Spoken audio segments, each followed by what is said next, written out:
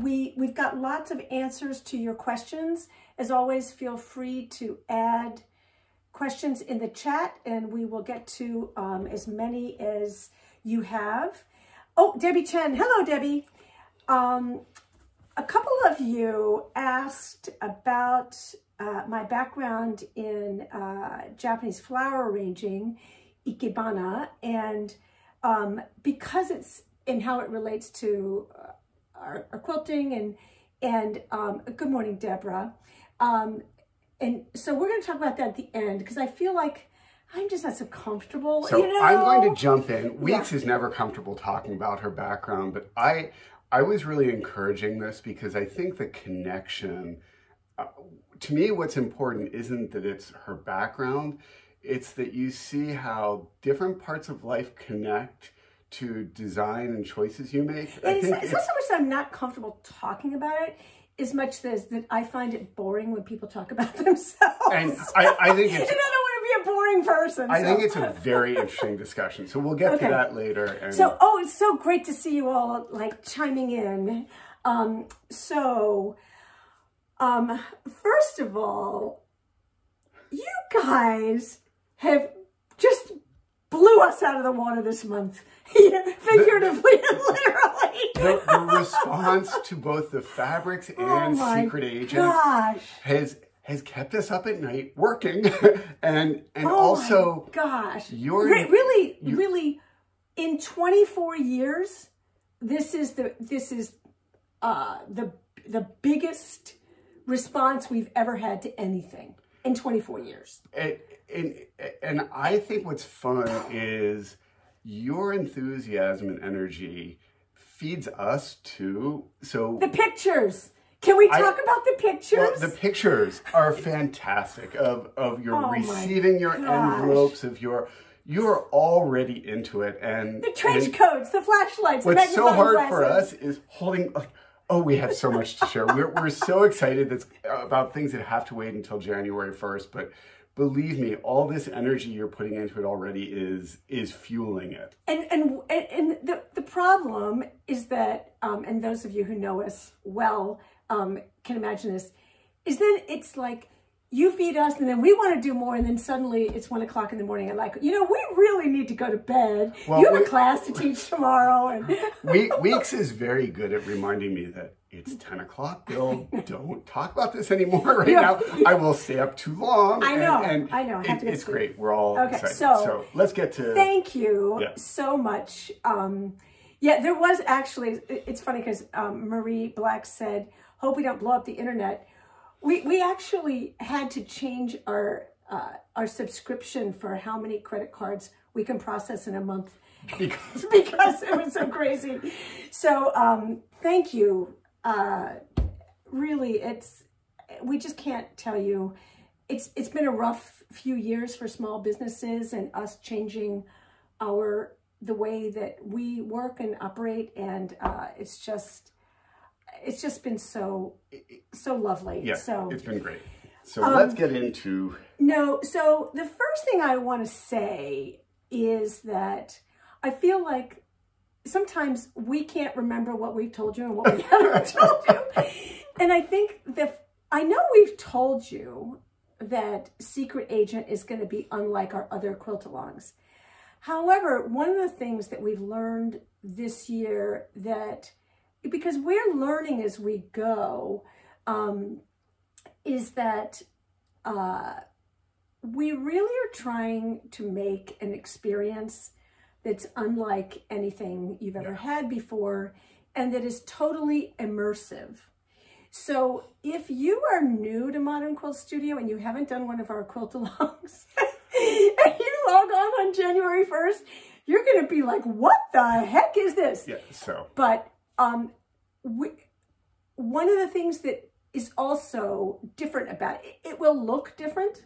It will feel different. There will be different parts of it, and it will be just a totally different experience. However, one of the things that I think is really helpful to understand is that in response to what people have messaged us and emailed us and called us and told us, there are a whole different profiles of people who do these quilt-alongs. Some people want to be there on January 1st with their fabrics ironed and they're chomping at the bit to get going. And that's great. And then there are other people who maybe they've got a vacation planned, or they've got a sometimes like a medical thing or whatever, and they're going to join, at the end of 3-4 weeks into it. Yeah, 3 or 4 weeks into it. And then there will be a whole different cohort of people that decides to start after the mystery is revealed because they want to know what they're making. Yeah. And as of today, as of December 1st, 2023, there are people who are starting the New Day quilt that we started on January 1st of this year. So what we see is that there's a group of people who want to do it while it's a mystery quilt, but then there are a lot of other people who want to do it later. So and I think also it's very immersive, as Week said. So even if you start later, you can totally enjoy the energy of the group that's doing it kind of in real time. But because I'm going to encourage you to not think about the term catching up. That's because I really want people to be able to work at their own pace and to not feel stressed. Excitement is great. Yeah. Feeling like you're behind is never a positive feeling. Well, it's not our intention. I mean, feeling behind can be important if you have We're behind. We have a deadline. You do not have deadlines. You don't have a deadline. So, but that idea, I like that idea. Don't think of it as catching up. Just participate and enjoy wherever you are in the process, because it will be, I hope, very exciting wherever you are along in that. So, in that vein, I do want to talk about the whole fabric rollout and how all of that, the fabric availability. So we've taken polls a couple of times among people who are participating or who wanted to participate in our quilt-alongs. And the data that we had was that about just under 20% of people wanted a starter bundle or a kit for the quilt-along. So we made our purchasing decisions based on that data, and I'm guessing that Benartex did as well. The numbers this time have been closer. We're guessing because we don't know whether people are buying the bundle just to have it or for the quilt-along, but it's been closer to 90%. So that the line sold out in 2 days it never happens. It never happens. So as soon as we started seeing that the numbers were increasing, we doubled our order and we asked Benartex. We told them that we thought that maybe there was going to be a larger than number of people participating and wanting the fabric. And they went ahead and ordered a second print run. But because we really had no way of knowing, that print run won't be available in bundle form. I think the print run comes in the middle of it'll be ready near the end of January. But the bundles won't be ready till the end of January. But can I just back up just a little context in case you're new to this conversation?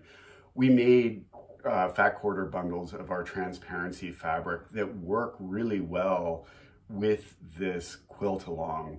They're not mandatory, though. They're not mandatory. And what's important to know is they sold out much more quickly than we expected. In 3 days. In 3 days. So if you're interested in doing the quilt-along, you don't, like, the first mission of the Secret Agent Quiltalong will talk about how to select fabrics if you're not using our transparency bundle. So either you can assemble your own palette based on the instructions in our first video. Yeah. Or you can wait, you can kind of follow along and wait until additional bundles are available. Either way will work. Actually, what I was going to say was that here are your choices. Yeah. So you can see if your local quilt shop happens to have them. You can wait until the bundles arrive to sign up for the Quiltalong. You can sign up for the Quiltalong and watch the missions and wait for the fabric, or you can watch the first mission color mini class and then assemble your bundle, your palette yourself. What I would really recommend is that you not purchase fabric unless it's transparency that we 100% know it's going to work. We just feel responsible. We don't want you. The reason that we're doing this as a quilt-along is that when we did it as classes, we would go to the class and then people would say, I didn't have the right fabric. I didn't bring the right fabric. It's just hard to explain in a paragraph how to assemble the palette. So don't purchase non-transparency fabrics before you've seen the first mission is what. Right. And that first mission, there's a 2-week period. So if you're buying your own fabrics or you're working with things in your stash, you'll have plenty of time to do this. Right. So Deborah's saying, like, how are the background field fabrics chosen for a transparency quilt? All of that's going to be in the first installment. It is. So it's you know, and the other thing I want to say about this is that we wrote a book about this 10 years ago, but even with the book, what we figured out is that some things are more easily conveyed with video than through print. So that's why we're just asking you to trust us. Well, not trust us, to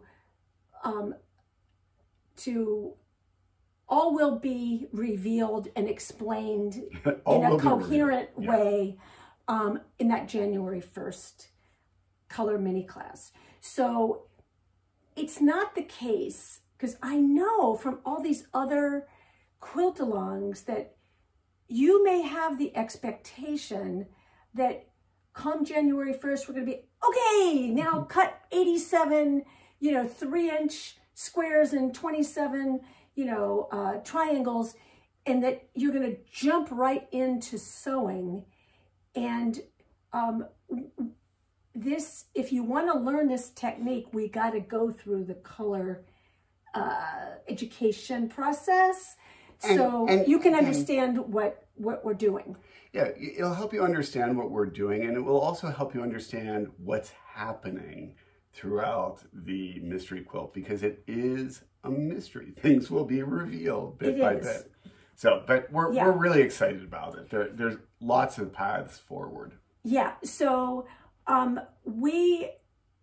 each person, even if you bought the transparency bundle, there will be choices within the entire process that allow you to make a one-of-a-kind quilt. There will also be optional silliness, and we're talking major league silliness that you can either participate in or not participate in. But in terms of fabric, and in terms of, I know that a lot of people think like you've got to be ready for it, and all the fabric has to be washed and it has to be dried and pressed. You don't need to do that. You're going to have 2 weeks between January 1st and the second mission. And that's partly because if you did purchase fabrics or you're waiting for fabrics or whatever, we want you to have time to percolate about that. Yeah. So it's not a on your mark, get set, go. Exactly. That's the main thing. And, and I really appreciate, Brenda, that you trust HQ. Yes, well, we don't want any agents harmed. No, we don't. We can't. No man down. So, I guess we should move to the next highly controversial topic about pre-washing. Will you monitor questions? Okay, yes. And the thing that I really want to make sure that, whoa. Sorry. I bumped the screen. We don't want to argue. And we don't want to have people arguing. We don't want any, this is the right way. I've never washed fabrics in 40 years. It's a mess if you do. Don't wash pre-cuts. Just do whatever you want to do. And just please, could we not argue about it and have tension over the right way to wash fabrics, not wash fabrics, press seams.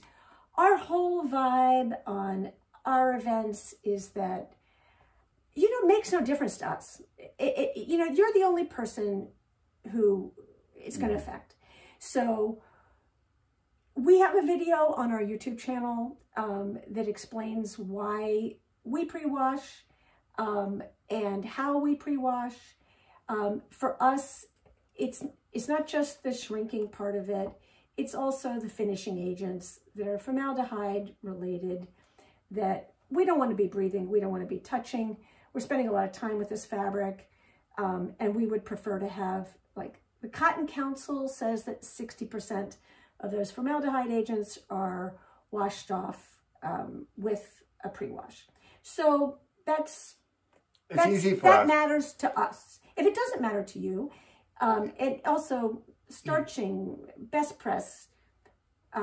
We don't. If you do, if it works for you, yeah, great. Yeah, let's just not argue about it. I think whenever there's this decision tree in preparation about ironing, pressing, starching, washing, you've got to figure out what works for your time, for your interests, for your abilities, and you do it. We will always try our best to explain why we do what we do so you can understand and make your informed decisions. And as Week said, we're not choosing sides when we explain. We're just saying, this is what we do. And I think that should be a really happy place for most people. So I do want to catch Claudia's, because we're getting a bunch of questions here. Her question about, she doesn't understand where the participants are posting communications on Facebook. So Claudia, we have a group on Facebook called Modern Quilt Studio Patterns and Fabrics. That group started at like 1,200 people in January, and it's up to 10,400 or some crazy number now. And it's separate from the Modern Quilt Studio page. So in Facebook, there are pages, which is like the company's main source of communication. And the difference here, and this is super unique and why we use Facebook with all its problems, on our page, you can't be posting pictures of things. In groups, people who are in the group can share pictures with each other. So the group is a way to facilitate encouragement and people sharing their progress. So you have to join the group. Now, we do things a little differently, actually totally differently than most other Quiltalongs. And most other Quiltalongs have a dedicated group just for the Quiltalong, and that's private group. And if you're not participating, you can't see what's going on. Our feeling is that there might be people who can't participate because maybe in many cases they've got a family member that they're caregiving for, or that they've just had rotator cuff surgery, or for whatever reason, and they would enjoy being able to cheer from the sidelines, or maybe they're on the fence about whether this is something they want to do, and they want to see, you know, whether it looks like it's fun enough to participate. So we have a public group that allows people who are participating and those who aren't to all see what's going on. So with that, we ask you not to share any information, including the address to HQ, including any photos of the patterns.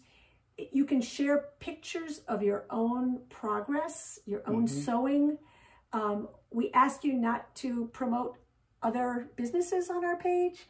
We ask you not to post cartoons or pictures of your dogs or whatever. And if you have any customer service questions ever, like about an order you've placed, please do that through email, not Facebook, because that's the appropriate way to contact us. And it's for your data safety as well. Yeah, and so that Modern Quilt Studio. It's the Modern Quilt Studio Fabrics and Patterns group that you want to join. Right. And so I think that's a really good clarification. Yeah. And just, I'm going back up in the comments. So Leanne asked about if we do pre-wash, then is it easier to work with if you starch? This is, again, a total option for you. What works for you? We don't starch. We've never starched. I don't think I've ever starched. I tried it once. I hate the residue. I don't want to breathe that stuff. And it's just one more. Yeah. But if it helps you for any reason, I know some people have told me that with their setup, it just keeps things more organized. Try it. See what works. For us, it's not a necessary or a helpful step. It's the same thing with ironing and steam. And and I used to just say, like, do whatever works for you. But there were people who were like, I'm new to this. I'd like some advice. So our advice, we have a Rowenta iron that has a great steam function. A lot of people have had bad experiences with Rowentas. You put tap water, not distilled water in it. You can't store it with water in it. You got to wait until it's hot to put the steam function on. I mean, you got to follow the instructions, but if you do, it's a fantastic iron. Please don't share your Rowenta hate. We got a lot of that too.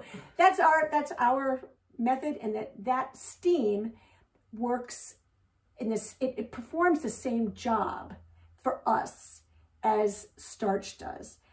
There are some times we'll use, I'd say maybe a few times a year, we'll use a couple of sprays of Mary Ellen's Best Press if we're doing a binding or yarn dyes. Some very specific fussy cutting that you don't want shifting. But that's about it. In general, we don't starch.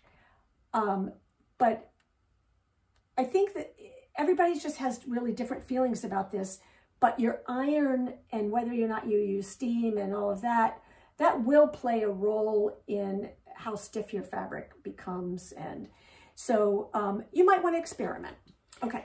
And I'd like to address also, Laura has the comment that you're not doing the quilt along.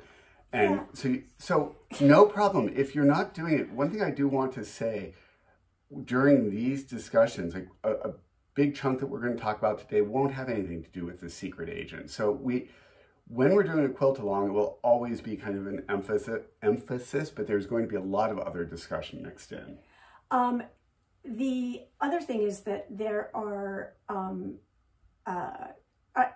the patterns and fabrics page is for all of our patterns, all of our fabrics, all of our quilt alongs. But if you're just interested in Modern Quilt Studio news, unrelated, the main page will always have news. But this is a major big part of our business. So suit yourself, whatever works for you. Okay, let's see. Shelley is saying that she thinks she wants more guidance for choosing fabrics. If you can just wait, you will get first. Yeah, because you'll get lots. I think that the mindset seems to be, because I can't count how many messages I get about fabric selection, fabric preparation, all of that every day. Everybody thinks that you have to make all of those decisions before January 1st. And so there's a lot of... start with those decisions starting January 1st. For the well, you're not going to know enough until January 1st to make those decisions. Right. So if you can not think about January 1st is the day that you need to have everything ready, but rather the day that you begin to learn about what you need. That's it. That's big difference. Yeah. So if you can just hold off until, I know it's not the way most quiltalongs work. Yes. But please just let us get to January 1st. But I would also ask you, in terms of the whole pre-washing thing, if you can not engage with people who want to argue about this, I've had to turn off commenting because people just they just poke at each other sometimes over trying to be right. And this also goes along with fat quarters and pre-cuts, pre-washing and raveling and all of that, and people posting pictures of color catchers. And there are certain ways that are recommended to prepare fabrics for quilting, and if you don't do it that way, you may have raveling, you may have bleeding, but if we pre-cuts, because they're handled more than yardage, and and there's 3 sides, they're going to ravel more. Yeah. They're a little bit more delicate. So yeah, you always want to find out what works for you. You know, we pre-wash everything, and we do it on very delicate, and we have a front loader, and we don't have any problems with raveling. And we use Ivory Ultra dishwashing. Every machine is different. Not detergent. On cold. And you know, whatever you need to do to prepare your fabrics that works, do that. Yeah. But if we can not alarm people, you know, that would be helpful. Okay, so yeah, there is... Debbie, I agree. It's not paper, it's not paper. Fabric. Yeah, that's why we do this. Yeah. Bill set up a helpful thing. If you are waiting for transparency bundles, you can go to our website, and there's a place to sign up for notification. You're not pre-ordering, you're not paying for anything. You're asking for an email when the bundles are back in stock. You may even already have one and they want more for the future. Anyway, there's a link. We've posted about it on the Facebook page, and if you go to the transparency bundle on our website, it's there as well. Just to clarify also, you will be getting no more emails. If you've signed up for Secret Agent, you have it's like the Good Witch said, you have everything you need. You always had it. So you got a operation details. You want to explain? Yeah, the operation details that you downloaded with the purchase when you purchased the Secret Agent Quiltalong. Your receipt had a link to download a PDF called Operation Details. That has all the information you need to access HQ and get each mission as it is released, and you'll see all the videos there. So there won't be any more emails coming your way. That's the address. Can you remind them that the address to HQ is in the Operation Details. So please print out that Operation Detail letter when you get it. That has everything you need. We literally have had hundreds of emails with people asking us to resend links because their computer died or they switched devices or whatever. That's why we have it on your main page there. So just print it out or write it down, and that should be good. Okay, there is, as you can see, silly merch on. You want to talk about the merch? So we use a service called Printify, where we have just a couple things. We have some fun t-shirts, and it is cold this time of year, so there are long sleeves available. Yes. And nice warm hoodies. The black hoodie. And there's a coffee mug. And I think it goes back with the immersive thing. It's just fun. Yeah.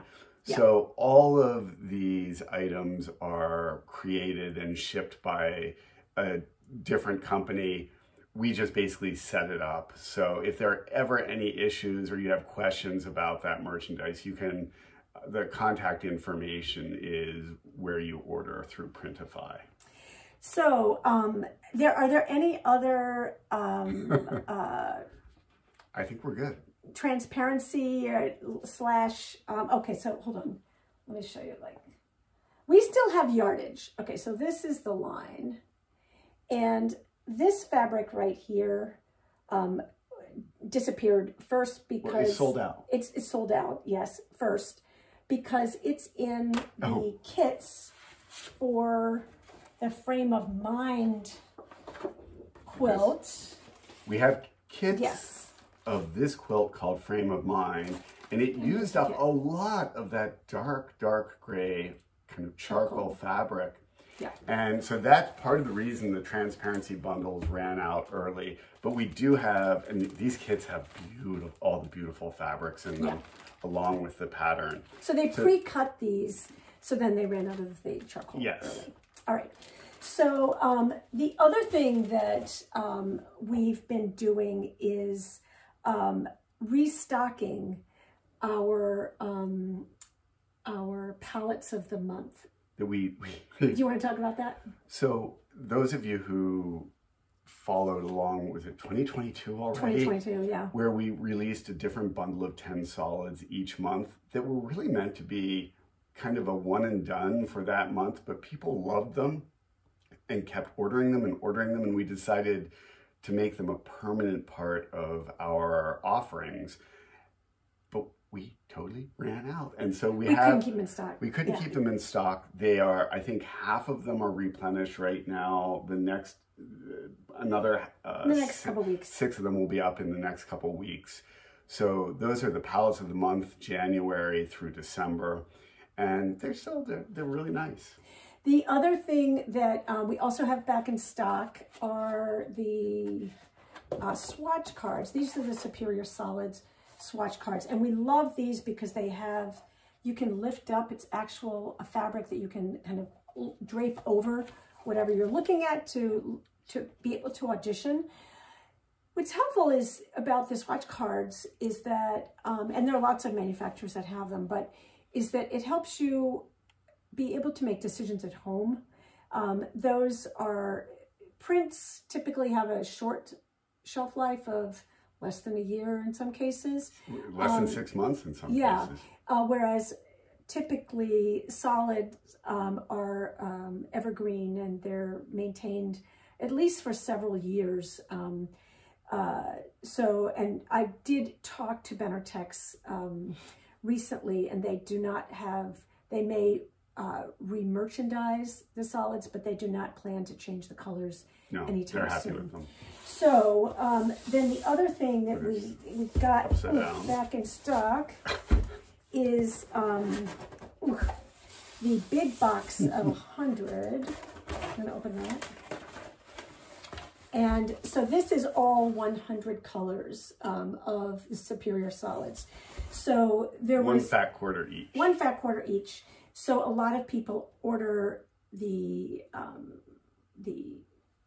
swatch card as well as the big box, and then you are set to go if you have like a lot solids of people in your well, either like the summer camp. A lot of people are still starting summer camp, and if you are starting summer camp or you're starting New Day from January of this year, shout out in the group, because I'm actually going to do a kind of roll call to see who's working on other things, because it is more fun to have people to work with on your projects. So so Nancy wanted to know about the summer camp was form-fitting. You know, I can't remember what size. Is this what size you are? I thought that, you got a small. Yeah, I think that the hoodies are a little bit less form-fitting than the t-shirts were. And I will admit, it's really hard with, as anyone knows, with t-shirts to know exactly. Oh my gosh, they have measurements on the website, and we have found them to be true to what they write down. we once had one t-shirt that seemed smaller than what they said, and we notified them, they switched it out. Yeah. So, but in general, they've been pretty accurate. So check that measurement chart. Again, I wish we don't have these. So this we is a can't small, tell you. and But you are petite too. I'm so. small. But I will say that hoodies generous. in general Are larger. Well, I think that it's having it sizing up to have it looser can sometimes be nice as long as it's not too bulky under a coat or something like that. So let's see.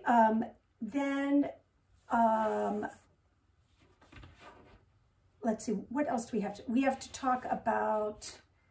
We will not be doing new palettes of the month. We will just be keeping replenishing. Yeah, replenishing as we go. I want to. Oh, how do we order the mug? Also through the Printify link. Can you talk about that on the website? Yeah, what I will do, if you give me just a second, I will put a link in the comments. Or if you go to our website, to our shop, it will, I'm just looking really quickly because I have to look this up. Is it through the Modern Mystery Quiltalong? That's what I'm trying to look. You would think I would remember.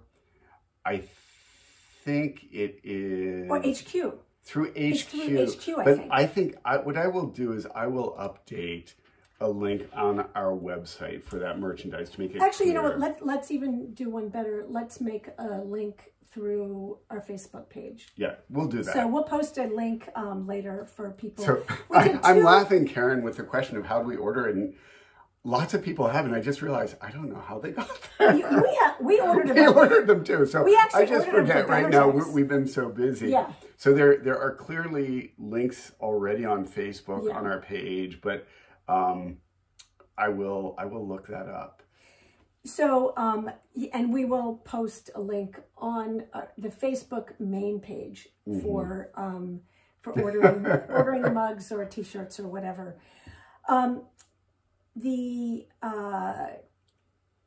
other thing I wanted to, so are there any other questions about kind of general preparing for Secret Agent, fabric availability? Everybody should have received their orders, or it should be on the way. All of the big crunch of orders, it took like 3 weeks. We finally got them. Some of them just did here. Yes, when we say the main page, so there's a page, which is the Modern Quilt Studio page, which is probably where you're watching this right now.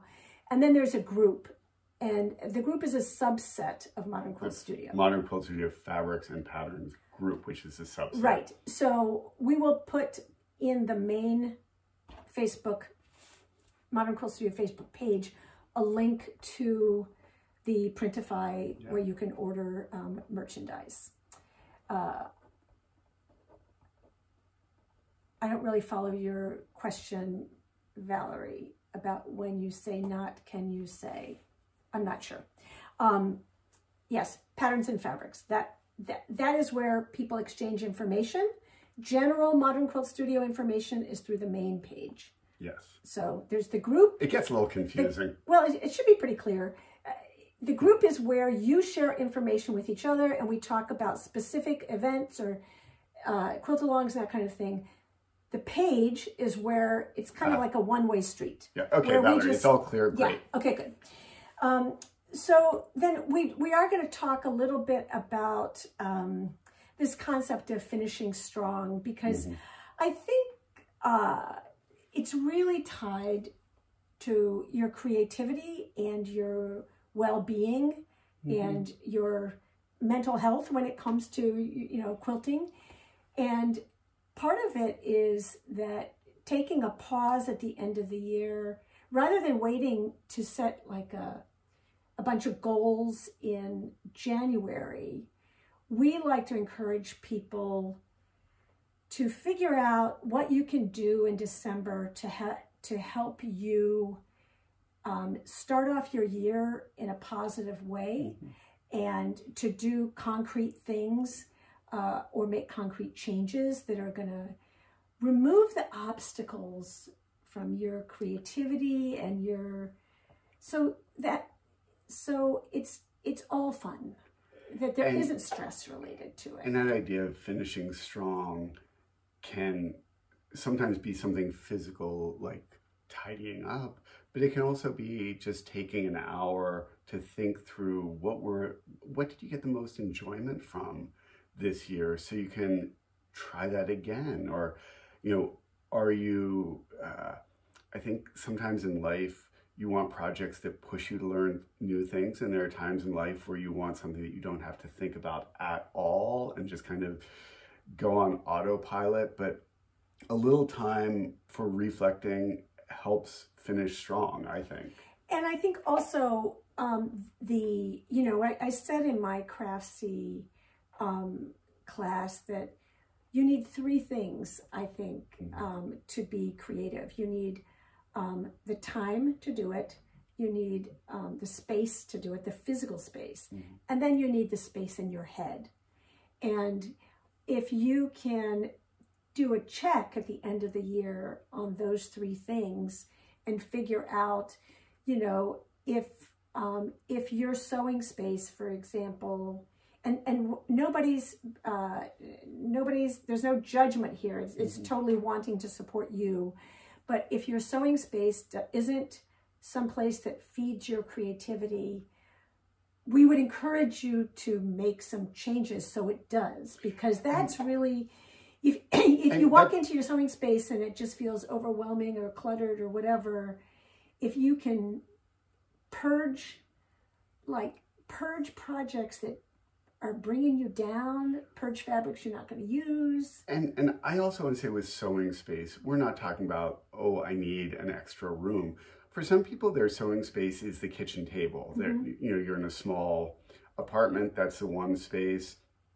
And the problem is sometimes you work from the table, sometimes you eat from the table. Sometimes it's simply saying one night a week, this table is going to be my sewing space, and blocking out that space, kind of reserving it in, and articulating that to others who may not understand. So it's not about needing more space. It's about, or an Instagram worthy space. It's just, how can you be as comfortable creating in the space that you have as possible?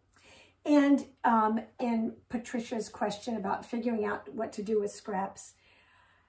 I'm gonna be the unpopular opinion here, which is you don't need to keep all your scraps. If you like to keep scraps, keep scraps.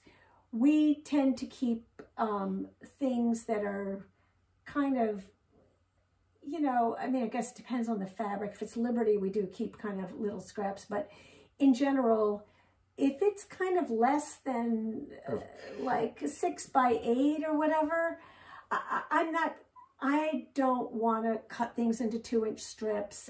But that's also because that doesn't work with the kind of quilts we make most of the time. Right. So if you are a very scrappy quilter and you love kind of postage stamp quilts, that's a different situation. Yeah. So just think about what you want to make, and is saving the scraps, organizing the scraps, going to help you in the long run, or will it be a barrier? Yeah. That's all. And so for us, we've made a certain decision that we never want to be wasteful, and we're lucky that we often have places that we can set aside scraps to give away. Yeah. But we often give away our scraps. There are various organizations that use them for children's crafts and that kind of thing. And I feel like they're not going into a landfill.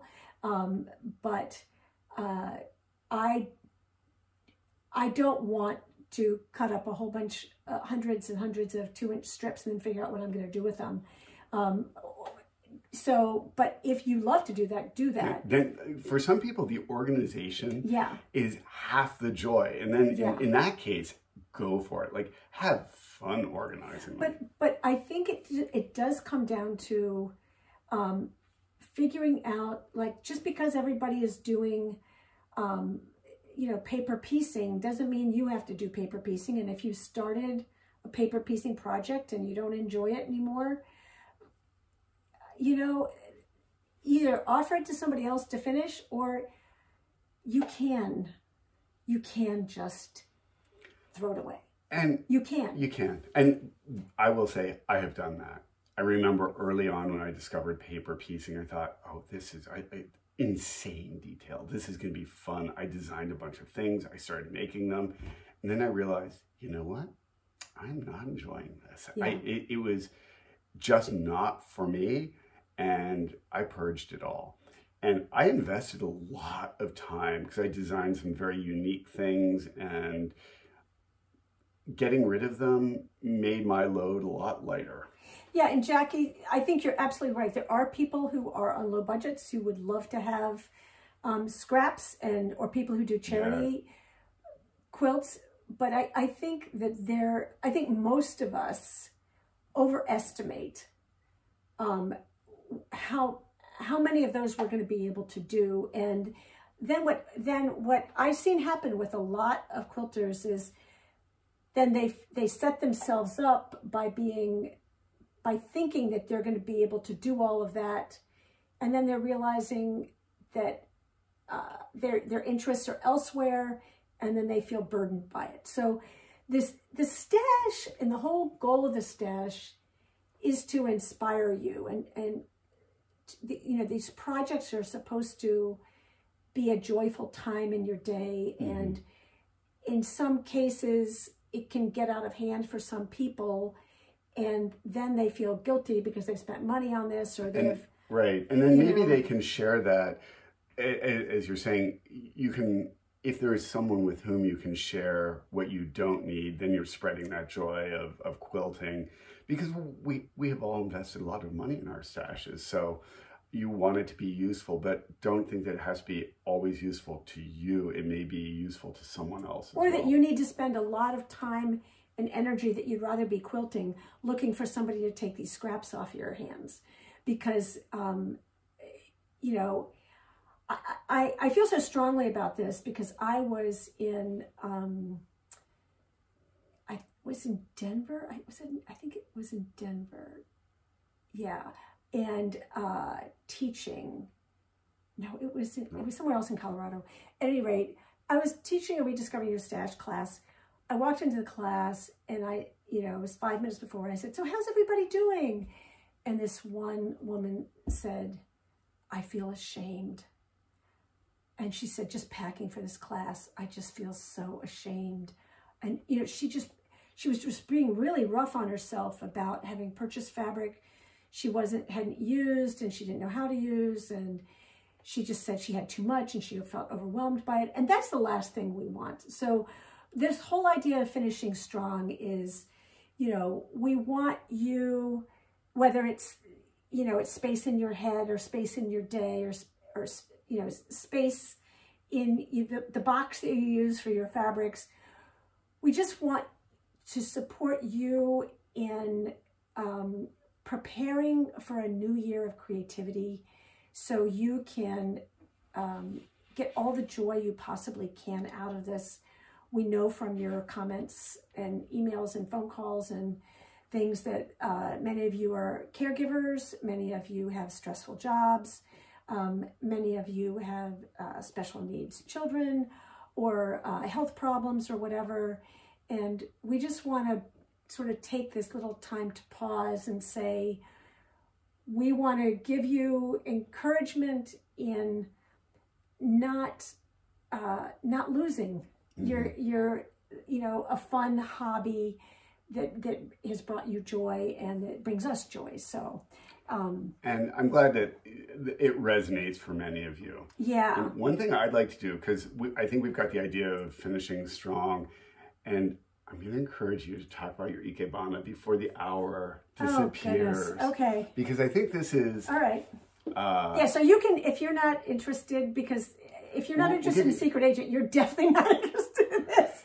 So well, Weeks is getting a couple things to share. Right. I will say, so she...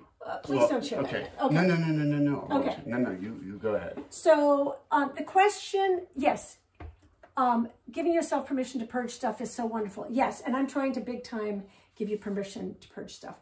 Okay, so for the question came up in social media about my ikebana background. And for those of you who don't know, ikebana is a very ancient form of Japanese flower arranging that is also sometimes part of the tea ceremony. It's considered an art form that in the past that young Japanese women were supposed to know how to do in order to be a good housewife, because in traditional homes, at all times there is a flower arrangement of fresh flowers. And so it's a very common practice for people to take ikebana classes. It's funny with the secret agent thing, because my paternal grandfather was a Japanese language intelligence officer for the U.S. Navy and was stationed in Japan prior to World War II. And my grandmother, they lived in Hawaii at one point. My grandmother learned ikebana. I grew up seeing her ikebana and became just fascinated by it. And when I moved to Japan, part of my desire to move to Japan was that I really wanted to learn ikebana. So this is, this thing is my, this is my official license to practice ikebana. This is a wooden board, yes, that is, this is basically the equivalent of my black belt. And this gives me legal permission to hang this outside of my house. Not that it would make it, it would be helpful here, but if I lived in Japan, this is my board, and this is my Uiksuringuru Sensei. This is my name here. And this allows me to be an instructor, a licensed instructor of Japanese flower arranging.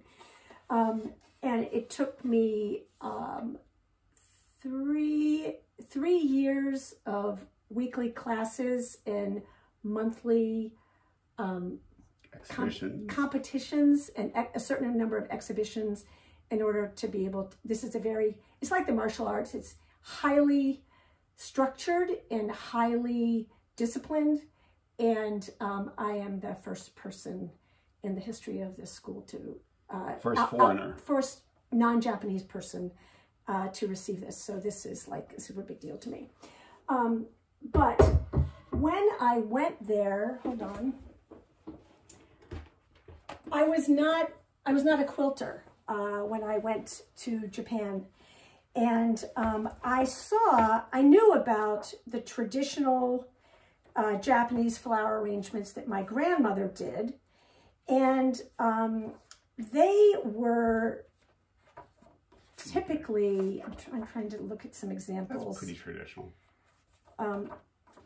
They were kind of like this, if you can see, like this one here. No, if you could let go, please. Okay.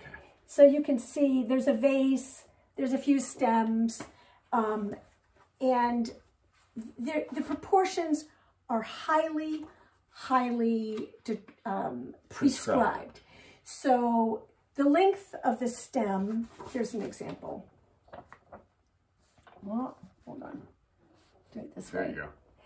The length of the stem, the length of the branches is, there's a mathematical formula that you have to follow for the stems. And they're positioned in a kenzan, which is basically, it's a bigger frog than you see. It's very weighted, so those flowers don't topple over.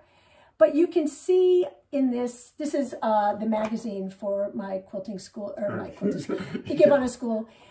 You can see that there's a whole series of notations about those tulips. Can you see that? And so there's notations about this one is bending the wrong way. This one has too many leaves. This stem is focused in a, in the wrong direction. And the idea is that when you're learning this, that in the first 3 years, you have to measure things very precisely. They have to be at certain angles. They have to go into the frog at certain angles. The frog has to be positioned in a certain place within the vase. Everything is prescribed. And you go through those. It's kind of like playing chords on the piano or something. It's very... Scales, yeah. Scales, yeah. On the piano, it's very rigid. But what that does is it helps you to focus on little details. The back side of the tulip, or whether you need to remove some of those leaves in the tulips. Oh, it's Jill's question, do you speak Japanese as well? Yes, my entire ikebana education was done 100% in Japanese. I worked for a period as a translator, and when I have taught quilting in Japan, the hilarious thing is that I taught it in Japanese, and then I kind of, when we've had a couple of exhibitions of our work there, and I've done like gallery talks. I've done them all in Japanese, and it was hilarious because there was an Australian woman who came and she's like, I thought this would be the one thing I could understand in English, and you did the whole thing in Japanese. So yes, I do speak Japanese. So, but this whole idea is that your education and your teacher tells you, and there's like, you know, a textbook you follow that, okay, this, you're on assignment 6, you're on assignment 58 or whatever. You work your way through using different kind of vases, different themes, different parts of this. But, and then once a month, you go into this large room with 100 other people, and you sit down at a desk, and everybody's got the same number of flowers, the same vase, the same frog in there, and you have 1 hour to do the prescribed arrangement, and then you get, then you leave. Nobody knows whose is whose. You just have a little number, and then you go in with the masters, and these are like the big muckety-mucks in the school, and they select the ones who've done the best job with the materials, and they explain why and what you're supposed to learn from that. So it's a little bit like the Great British Baking Show when they're doing a technical challenge. Yeah, it's like a technical challenge. Everyone is making the same recipe. Exactly, good and analogy. Then they critique what worked and what didn't. Yeah. But you spend years doing it. Yeah, I spent 7 years doing this. Every Saturday for 7 years, and then the technical challenges on Sundays once a month. And I exhibited, and I had no art background prior to this, and because I was all psyched out about drawing, that I couldn't draw. I was part of that group of people who were told, if you're not creative by age 5, then it's all over. Yeah, you don't have a chance. You don't have any ability. So, but I thought flower arranging, like I could learn that, you know. And so eventually I began exhibiting. Well, actually, let me back up. So when I went to Japan, these are 2 of the types of flower arrangements that are the main. Can I hold it a little closer? Yes. So this one is like the ancient for formal occasions. This is very like, they've been doing this for 1,000 years. This is the kind of thing that I thought I was going there to do. This is traditional arranging that has not changed for hundreds of years. And I even have that vase, as a matter of fact.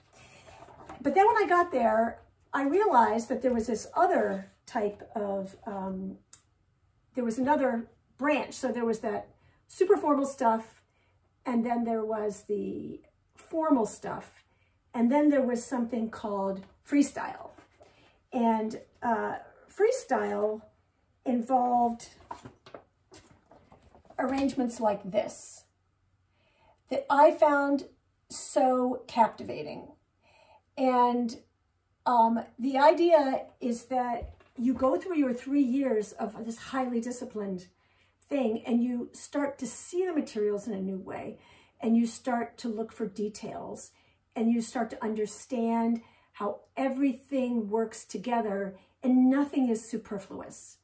So it's like the details are so incredible that your iris is one height if you're arranging it in June, when iris would be short, and it would be a longer height if you're arranging it in August.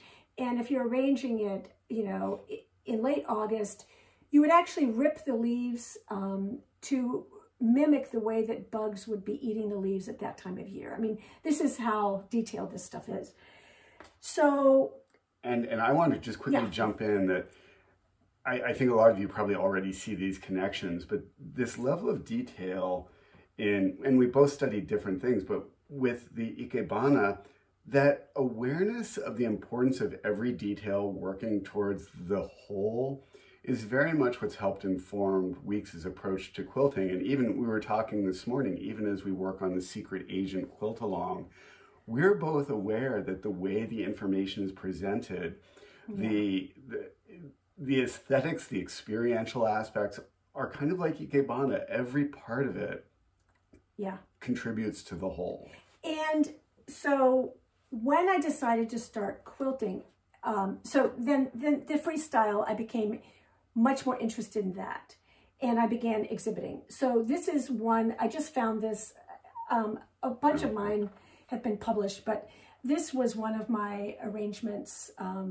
I typically had exhibitions. I participated in group exhibitions with the school about three to four times a year. And these are 3 vases. These are tubular ceramic vases that I still have upstairs and I love. But these are rushes.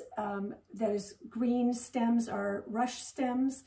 And the pink ones are Narini, which is like naked ladies is another term. They bloom in August. And this was, I think, an October exhibition. But basically, in doing ikebana, I saw that there was the super traditional stuff, and then there was the traditional stuff, and then there was the modern stuff. And when I was looking at quilting, I thought there's only traditional quilting that is functional, but it's like that first very rigid type of flower arranging. And then there's art quilting, but I felt like there needed to be a freestyle sort of aspect of called modern quilting. So that was, and I didn't know anybody who quilted, so this was 1987 when I started doing this. It was a natural evolution. Yeah, and it was a very parallel structure I had seen. So in my mind, I started making modern quilts in 1987, but I didn't know anybody. It was pre-social media, so I just but I didn't have anybody to tell me, no, you can't do that. But I also want to say that I think one of the important things here with the parallel is, I think when you've come out of a school and an art form that values foundational learning and traditional learning first before you depart, I think that has a lot to do with the respect that we have for traditional quilting. And craftsmanship. And craftsmanship. That in the modern quilt world, there can be kind of a rejection and a rebelling and a looking down occasionally at tradition and traditional quilts, which we don't adhere to at all, because that set the foundation. That's really important. That craftsmanship, that awareness of history is a departure point and important to know. But I also think, and this is part of why we feel so strongly about, color with learning color, is that there are groups of people who think that creativity is totally intuitive and you just have to relax and, you know, and actually, you know, there's hundreds of years of people who've developed methods for learning it. And that if I tell you it's intuitive and you don't feel like it's intuitive for you, where does that leave you? High and dry. You know, I mean, and I'll also add, for those of you who don't know, I was an investment banker when I was doing this. So, so like, when I was doing this on Saturday, I had spent Monday through Friday analyzing. Yeah, as a securities analyst for an investment banking company, firm. So I had no art background, but I learned through a measured, organized way. And an amazing teacher. Her teacher in Tokyo was just wonderful. She was a wonderful person. Probably, you know, along with you, probably one of the most influential people in my entire life. So, you know, when I started quilting, the discipline of looking at every line, of not having anything superfluous, of not having anything extraneous, the editing, the visual editing, and conceptual editing. Exactly. That was really the thing that I felt needed to be part of modern quilting. So there's a group of people who feel that quilting is all just derivative of historical techniques or whatever. I don't feel that way, in the same way that the flower arranging, you're using the same materials, but you're using it in a very different expressive way. And it's not for us, we don't look at old quilts and try to get inspiration. We look at other we may look at life experiences. But we look at old quilts and we're inspired by color, we're inspired by craftsmanship. We are absolutely thinking about, why did they do this? How does it all work? But that doesn't mean that we want to take that as a visual reference to just kind of riff on. Right. But I had seen like these vases were commercially available at a vase store. Just ordinary vase store. That I spent way too much time in. And but I had never seen them used in that way. And I went to the way you go to quilt shows, I went to ikebana exhibits that were a regular thing in Japanese department stores. They have like a culture floor on the 7th floor, and there was constantly different schools of flower arranging would have exhibitions, and I would check them out. And my goal in doing that arrangement, for example, was that I wanted to do something I hadn't seen before. I wanted to use, and I've used those vases in, you know, dozens of different ways, but I was looking for something new. I wanted to exhibit to anybody who came, you know, to the show, something they hadn't seen before, because that's what I got energy from when I would attend. And so that translated very much into our quilting, is that we're not interested in trying to make a quilt that looks like Tula's, for example, because Tula does such a great job. You're not going to out Tula. You know, what we're interested in is not finding a popular pattern that we did 3 years ago and just giving you another version of that. And it's the same with the Quiltalongs, that we're not trying to reinvent summer camp. We're not trying to reinvent. So in terms of color, in terms of proportion, in terms of composition, in terms of just the critical eye that I developed, I did not develop as an investment banker. and I'll also say that I ended up, before we met, I ended up taking a portfolio of these flower arrangements, and it got me into graduate school for design. So it really did change my life, that decision to pursue this, and then to pursue it for 7 years relentlessly. And So, I get the pleasure of having beautiful flower arrangements all the time in the yes. house. Yeah. And I will say, because I know many quilters feel pressure sometimes when they're showing their quilts. There are times we have lots of fresh flowers and I cut some, and Weeks just says, just arrange them yourself. That's intimidating. No, but she's great. She's never judgmental. Yeah. She's like, and I will say that just, we all learn from seeing other people do things well. So I think my humble little arrangements are a lot better than they were before I met Weeks, just because I value and understand what she has been doing for years. Well, and I'll also say that my ikebana classes, typically they were, at least an hour, sometimes 3 hours, because I couldn't get something I liked, or I couldn't, I was just struggling with the shape of the stem, had to bend stems occasionally. For an exhibition like this one, I would have done this arrangement, and these are all fresh flowers that, they're going to last 5 days typically. I would have hauled, I didn't have a car, hauled all these vases to my flower arranging teacher's house multiple times and asked her to practice. It was highly rehearsed and edited with critiques from my flower arranging teacher, as well as other students whose opinions I respected. I think all of this whole discussion is to say that there's a myth in our society that creativity is, you're born with it.